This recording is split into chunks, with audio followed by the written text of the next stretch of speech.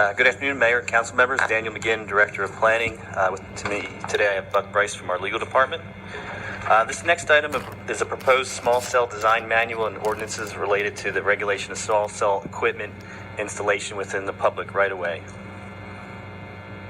In 2017, Senate Bill 1004 was passed by the state, which requires cities to allow the installation of wireless antenna within the public right-of-way and set parameters related to the height of these installations, size or the volume of the cabinet equipment that would be attached, and fees that city could charge for the application process, and then an annual rent.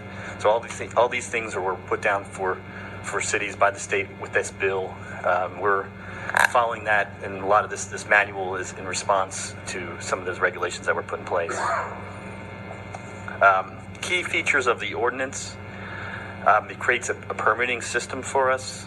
It sets the application fee, which again was a maximum set by the state, and also the rent for each node that would be installed within the right-of-way at $250 per year. The ordinance also sets some general rules to protect public safety and health, such as windstorm standards for some of the installations, procedures to address the removal of network antenna or equipment if we have emergencies or if we have a road project, cases like that. And then it also allowed for the adoption of a small cell design manual. The design manual was an option that was provided for within that section 284, which ultimately is now part of the local government code, was adopted under that Senate bill. And the small cell manual basically gives us guidance regarding the placement of the equipment, aesthetic requirements, where the certain placements are preferred versus least preferred. It allowed for us to set design districts or historic districts in place. We can utilize our downtown where we have some pole installations that are a little more specialized, so we can ask providers to put aesthetic concealment mechanisms and make them look a little bit more like what's down there today.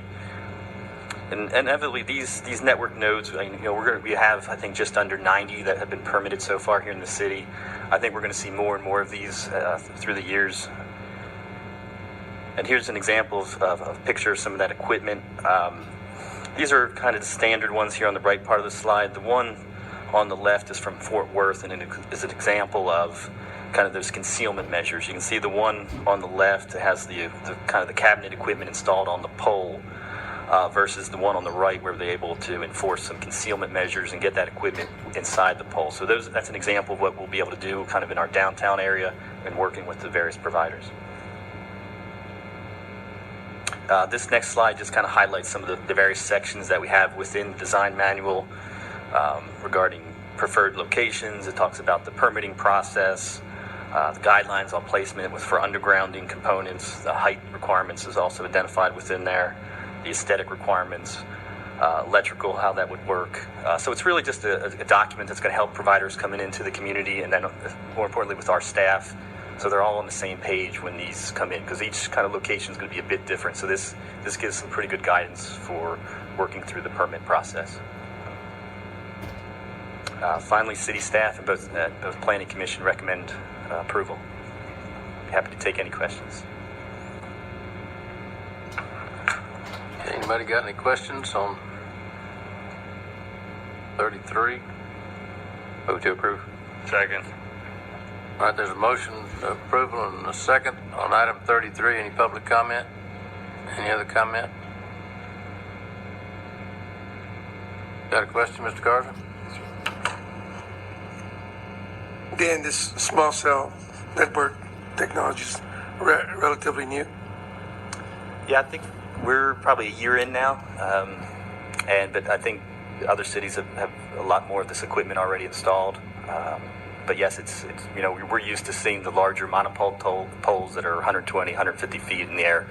These smaller cell poles kind of work in tandem with those to get provide more reliable service. We're no expert in this industry, but yeah, more streaming, more things are happening with cell phones that these are going to be a needed part to make the system more reliable. So I think working with cities and finding locations within the public right-of-way is probably what we're going to see through the future versus these monopoles working with private property in the past. And these requirements won't make it any harder for them to put some of these repeaters or whatever it is what you call them, in some of the old areas of town, so that they can also get the same type of benefits. No, the state kind of set some parameters. We have to follow basically what the state set down within that bill. The only area that we have some more flexibility regulation maybe in the downtown, and I think the state recognized that by creating this manual with the idea that you could have some of these districts that are more specialized where you're wanting to create a more attractive environment. So the state did allow for some concession there to allow cities some more, latitude in design. All right, thank you.